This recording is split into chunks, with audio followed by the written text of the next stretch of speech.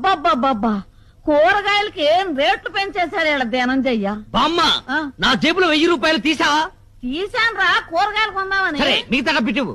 ఇంకా ఏం డబ్బులు రా, కూరగాయలు కొన్నాక అన్ని అయిపోయినాయి. ఈ కాశీలు కూరగాయలు 1000 రూపాయల? అవునరా. నేను నమ్మను, లెక్క చెప్పు.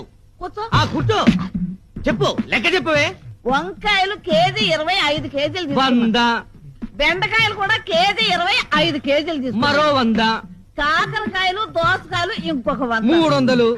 ఇక పోతే బీరకాయ 70 రూపాయలు. ఏంటి బీరకాయలు కేజీ 70 రూపాయల?